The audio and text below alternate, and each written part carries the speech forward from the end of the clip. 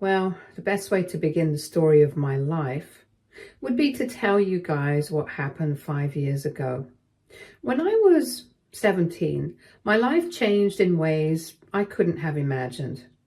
One minute I was a regular high school girl worrying about grades, friendships, and prom. And the next, I was in a hospital room grappling with an aggressive form of lymphoma. The diagnosis hit hard. I knew cancer was life-altering, but until it became my reality, I never understood the sheer weight of it. The chemotherapy started almost immediately. I remember looking in the mirror every day, watching as my hair thinned and then disappeared entirely. Losing my hair felt like losing a part of myself. It wasn't just about vanity. It was a symbol of what cancer was taking from me. The worst part of the whole ordeal, though, was knowing my mom was going through it with me. She was my rock, my anchor in a sea of uncertainty. She shaved her head in solidarity when I started losing mine, telling me that we'd be beautiful, bold or not. We were going to get through it together. But we didn't. My mom passed away during my last round of chemotherapy. Her death was unexpected, and it shattered me in a way that cancer never could. The only person who had been there for me through it all, who had promised we'd both have long, beautiful hair again, wasn't there to see me through the end of my treatment. I went into remission, but my mom didn't get to witness that triumph. After she died, I made a promise to her and to myself. I would grow my hair long and beautiful like we had always talked about. It would be a testament to everything we'd overcome together, even if she wasn't there to see it. It's been years since then, and my hair now reaches my lower back. Thick, healthy, and a constant reminder of my journey. My hair is more than just hair. It's a symbol of resilience, of loss, of survival. It's something I will never take for granted because I know what it represents. My dad took my mom's death incredibly hard. He tried to put on a brave face for me, but I could tell that something inside him had broken. He threw himself into work, focusing on keeping me healthy and helping me rebuild my life after cancer. For years, it felt like the light had gone out of his eyes, like he was just going through the motions. But then, 2 years ago, he met Sarah through a mutual friend. At first, I was happy for him. Sarah seemed nice enough, and more importantly, she made my dad smile again. Seeing him come back to life after all those years of pain was heartwarming. It was like he'd finally found a reason to be happy again, and I was relieved. For a long time, I thought Sarah was good for him. She wasn't trying too hard to fit into our family, and she seemed to respect the fact that my dad had a history that included a lot of grief and healing. But as time went on, things started to shift. About 6 months ago, my dad proposed to Sarah. She said yes, and the wedding planning began. At first, I was excited. After everything my dad had been through, he deserved this happiness, and I was more than willing to support him in whatever way I could. But then Sarah's true colors started to show, slowly at first, but unmistakably. Sarah has a daughter, Emma, who's 19. Emma's been standoffish with me since the beginning, but I didn't think much of it. I figured it was just the awkwardness of our families trying to merge and the fact that I was a little older. I never had any beef with her, and I honestly hoped we could eventually find some common ground. But Emma always kept her distance, and I let it go, chalking it up to the adjustment period. Things came to a head about a week ago when Sarah asked me to come over for what she called a wedding planning discussion. I thought it would be about dresses, flowers, or some other wedding-related detail, so I didn't think much of it. However, I should have known something was off when she insisted on meeting without my dad present. When I arrived, it was just Sarah and Emma, sitting at the kitchen table with a binder full of wedding plans spread out in front of them. I sat down, ready to hear what they had in mind, and that's when Sarah dropped a bomb on me. She calmly informed me that, for the sake of the wedding's aesthetic, I needed to cut my hair significantly. She didn't ask, she told me. According to her, my long hair would overshadow both her and Emma on their special day. She wanted all the bridesmaids, including Emma and me, to wear identical updos, and apparently my hair length would ruin the overall look. I was stunned. I couldn't believe she was asking me to chop off the hair I spent 5 years growing, hair that had so much personal significance to me. I immediately refused. I tried to explain why my hair was important and how it was a promise I made to my mom, a symbol of everything I'd been through. But Sarah wasn't having it. She dismissed my explanation, telling me that I was living in the past and that I needed to move forward with my new family. The kicker? She had the audacity to say that my mom would want me to do this for my dad's happiness. That was when I lost it. How dare she use my mom to manipulate me? How dare she try to twist my mother's memory to get me to comply with something so shallow? I stood up and told her point blank that I wasn't cutting my hair. I wasn't going to change something so meaningful to me just to fit into her superficial vision of a perfect wedding. I left the house in tears, furious and hurt. Not even an hour later, my phone started blowing up. Sarah had called my dad in hysterics, telling him that I was being difficult and disrespectful. She threatened to cancel the wedding altogether, claiming she couldn't marry into a family where her wishes weren't respected. My dad called me, practically begging me to reconsider. He told me that Sarah was just stressed about the wedding and that I should try to be more accommodating. He said this was their special day and I was making it about myself. Now, I'm honestly regretting my actions. Was I being unreasonable? Was I really letting my pride get in the way of my dad's happiness? He's been through so much, and he's finally found joy again. Who was I to take that away from him?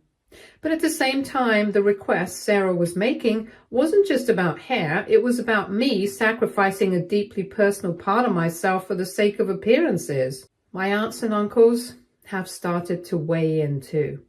They are calling and texting me, telling me I was being selfish and that after everything my dad had been through, I should be willing to make this small sacrifice for his happiness. To them, it was just hair. To me, it was so much more than that. It was my history, my pain, my mother's memory. The only person who seemed to understand where I was coming from was my best friend. She went through cancer treatment with me and knew exactly what my hair meant. She told me that Sarah was showing her true colors, that she was using the wedding as an excuse to control me and bend me to her will. She also said that my dad was too love blind to see what was really going on, and I hated to admit it, but she was probably right. Still, watching my dad's happiness slip away felt unbearable. He has finally found someone who made him smile again, and now I was being painted as the villain. So what would you guys say? Am I in the wrong? Should I cut my hair for my stepmother's happiness? Update 1. The past couple of days have been a whirlwind of emotions, chaos, and a constant stream of opinions from people both close to me and complete strangers. After my original post went viral, I was flooded with thousands of supportive messages.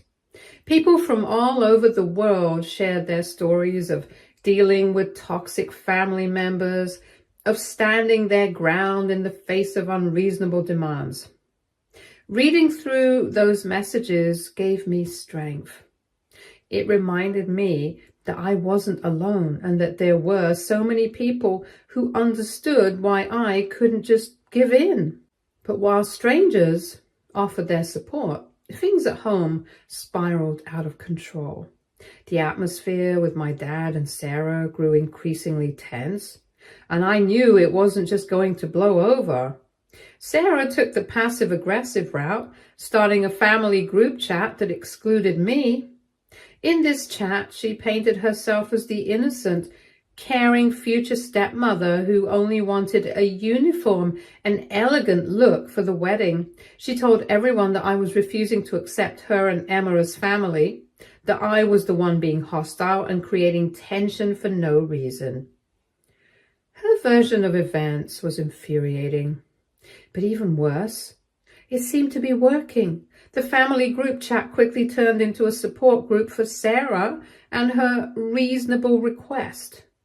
They were all rallying around her, telling her that I should be more accommodating, more understanding, and that it was just hair. I wasn't part of the conversation, but I heard about it from a cousin who sent me screenshots.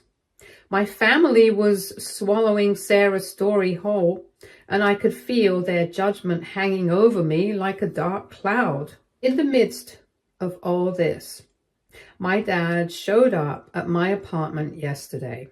He looked like he hadn't slept in days. He didn't say much at first, just sat down and pulled out an envelope filled with old photos of my mom and me. Photos of us laughing, of her holding me when I was a baby, and even a few from the days when I was going through chemo. It was clear what he was trying to do. He was hoping that the memories of my mom would soften me, that I'd feel guilty and decide to cut my hair for the sake of family peace. He told me that Mom would have wanted me to make sacrifices for the sake of family unity, that I should be willing to put aside my feelings to help everyone move forward. For a moment, I felt that familiar pang of guilt, the crushing weight of trying to balance honoring my mom's memory with my dad's happiness. But then something in me snapped. I went to my room and pulled out an old journal from my cancer days. I sat down next to my dad and opened it to a specific entry. It was the one where I had written down everything. Mom's promise about our hair, the nights we spent talking about the future, her final days, and the promise I made to her when she knew she wouldn't be there to see me through remission. I read it out loud to him, every word. After that, I showed him something else. Screenshots of messages between Sarah and Emma. These weren't just any messages. They were sent to me by Sarah's niece, who's friends with Emma and had seen what was really going on behind the scenes. In these texts, Sarah and Emma were discussing how this whole situation was their chance to put me in my place, how they were sick of me being the focus of attention, and how Emma had always felt less than because of my hair.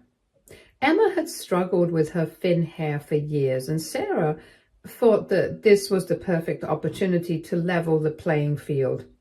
It wasn't about aesthetics, it was about power, control, and erasing the parts of my life that didn't fit into Sarah's narrative of a perfect blended family. When my dad read those messages, the color drained from his face. He didn't say much, but I could see the gears turning in his head, the realization settling in that Sarah wasn't just stressed about the wedding. This was deeper than that. He left my apartment in a daze, clutching the journal and the printed out screenshots. I didn't know what he was going to do next, but I could tell he was questioning everything. For the first time, I felt like maybe, just maybe, he was seeing the situation for what it really was. The next morning, my phone rang. It was my dad, and I could hear the exhaustion in his voice. He told me that he had confronted Sarah about the messages, hoping there was some kind of explanation or denial, but instead of owning up to her behavior, Sarah exploded.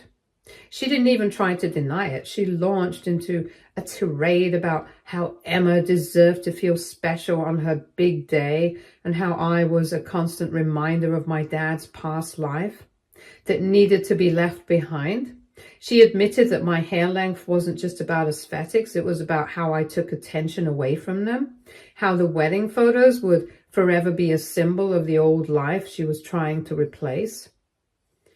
Hearing all this was like a punch to the gut.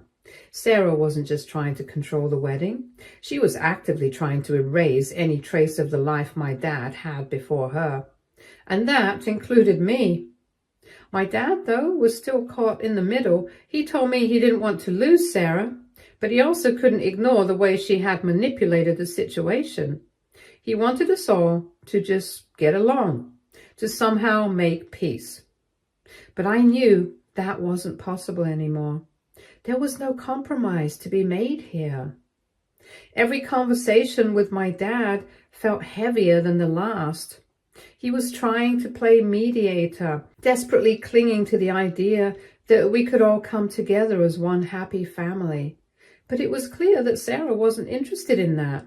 She didn't see me as part of the family. She saw me as a threat, a reminder of everything that came before her, and she wanted me gone. My dad sounded more and more defeated with each conversation, asking me if there was any way I could just cut my hair for the wedding just to keep the peace.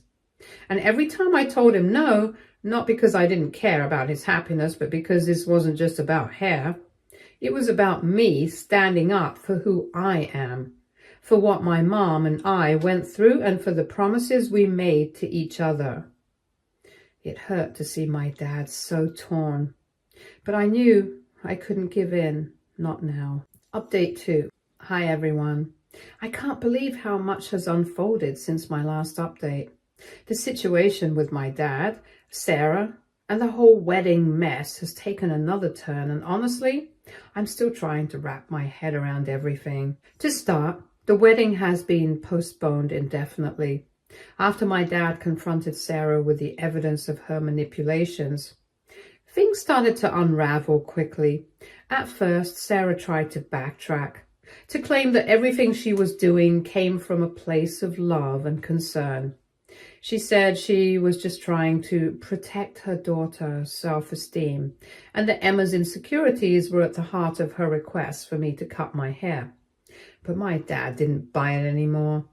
The facade she had been keeping up for the past 2 years was crumbling fast, and with it, her grip on the narrative she'd been spinning. What truly shocked my dad and me was the discovery that Sarah had been systematically trying to erase any trace of my mom from our lives. My dad had been so wrapped up in planning the wedding and managing his emotions that he didn't notice what was happening right under his nose. Sarah had already packed up most of my mom's remaining belongings, photos, keepsakes, even the little trinkets my mom had left behind in the house, into boxes. She'd claimed that she was helping my dad move on, but the truth was darker than that. It wasn't just about moving on from grief. It was about erasing my mom's presence entirely. To Sarah, my mom represented a past she couldn't control, and she wanted to wipe that slate clean. When my dad found out about this, it broke something in him. He'd been trying so hard to make this new chapter of his life work, to find happiness again after all the loss. But realizing that Sarah had been subtly pushing him to forget my mom, to rewrite the history of his life, was too much. He told me he felt like he had been blind for so long, and now that he could finally see what was happening, he wasn't sure what to do. It was clear that Sarah's influence had seeped deeper than just the wedding. This was about power, about control, about remaking his life to suit her image of the future. The atmosphere in the house became unbearable. Sarah continued to dig in her heels, refusing to acknowledge any wrongdoing. She kept insisting that everything she'd done was for the good of the family, to help us move forward. But with the wedding on hold, the tension between her and my dad grows worse by the day. She couldn't handle the fact that he wasn't falling in line anymore, and her frustration only deepened as more and more of the truth came to light. And then something unexpected happened. Emma, Sarah's daughter, reached out to me privately, and for the first time I saw a side of her I hadn't expected. She apologized, not just for her part in this whole hair debacle, but for how she had been treating me since the beginning. She admitted that she had been under her mother's thumb for years, that Sarah had always been controlling and manipulative, especially when it came to appearances. Growing up with a mother like that had warped Emma's perspective on a lot of things, and she confessed that Sarah had convinced her that my hair, my presence, was a threat to her self-worth. Emma told me she had always felt insecure about her thin hair, and her mom had capitalized on that insecurity from a young age. Sarah had built up this idea in her mind that my long hair was a personal attack on Emma, something that made her feel less than whenever we were in the same room. It sounds ridiculous, but when you've been conditioned to think that way for so long, I can understand how she might have believed it. Emma said that at first she didn't question her mom's motives because it was all she knew. This constant need to measure up, to be the center of attention in every room. But after seeing how things had spiraled out of control, she started to question everything. We had a very long conversation. Emma had lost her own dad when she was young, and while her relationship with her mom had always been strained, she had clung to her mother's approval because she didn't know where else to turn. But over the past few weeks, she had started to see Sarah's actions in a new light, especially after she found out about the messages her mom had sent, plotting to put me in my place. For the first time, I felt like Emma and I were actually seeing each other as people, not as obstacles. She apologized for the way she had treated me, and I could hear the sincerity in her voice. It was like all the tension between us had evaporated in that one conversation. We talked about how hard it is to deal with loss, how much pressure we put on ourselves to meet expectations that were never ours to begin with. Emma even admitted that she had envied my relationship with my dad, something I hadn't expected to hear. In her eyes, I represented this unshakable bond with my dad, something she had never had with her own parents, and it had made her feel like an outsider. By the end of our talk, I didn't feel the same resentment towards Emma that I had before. I realized that she had been manipulated just as much as I had, and that we were both victims of Sarah's attempts to control the narrative. I wouldn't say we're friends yet, but I think we're on the path to something better. There's a lot of healing to be done, but for the first time, I am optimistic about where things might go with Emma. As for my dad, he's been distant lately, trying to process everything. I know this has shaken him to his core, and he's struggling to figure out where to go from here. He doesn't want to lose Sarah, but he also can't ignore the damage she's caused. I can see the conflict in his eyes every time we talk. He's torn between his desire to move forward with his life and his loyalty to my mom's memory, and I don't think he knows how to reconcile those two things. For now, the wedding is on indefinite hold, and I'm not sure if it will ever happen. There's so much up in the air, and I think my dad is finally starting to see that this isn't just about me or my hair. It's about much deeper issues that have been festering for a long time. All I can do is wait and see what happens next. Update 3. Hi people, how are you? It's hard to believe how much has happened in just a few short weeks. Everything feels different now. The last few days have been emotional, but in a way that feels healing. My dad and I had the conversation I'd been waiting for, one that I didn't even realize I needed until it happened. We sat down together for hours, talking openly about everything that had been building up between us. My dad admitted that he had been ignoring so many red flags with Sarah because he was terrified that if he lost his chance at happiness, he'd be alone forever. He told me that after losing my mom, there had been this emptiness. He didn't know how to feel. And when Sarah came along, it felt like a lifeline. He wanted to believe that by moving on and by starting a new chapter, he could somehow escape the pain that had haunted him since Mom passed away. But instead, he realizes now that he was just running from it.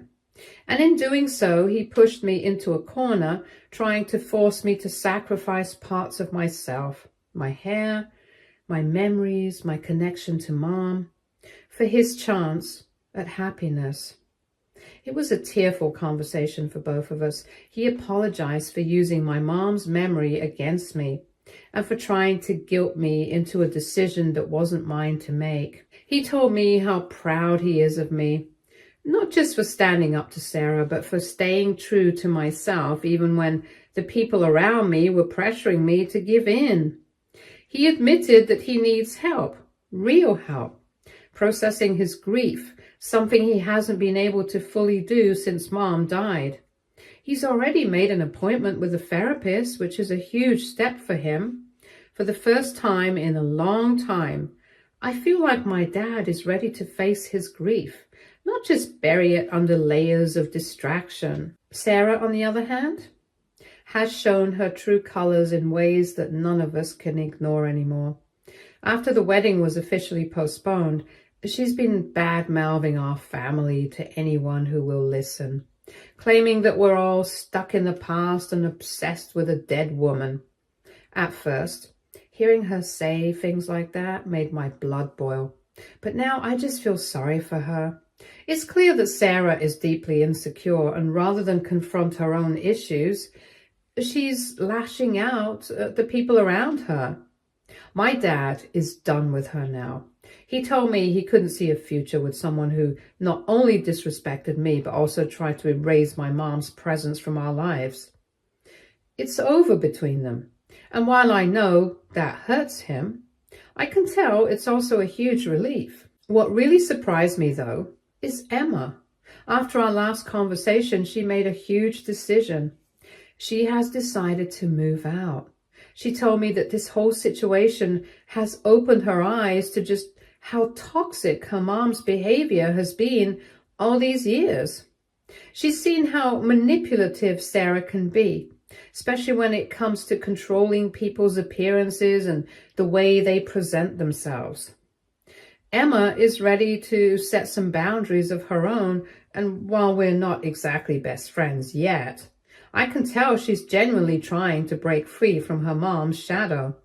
I never expected to feel this, but I actually have hope that one day we might become close.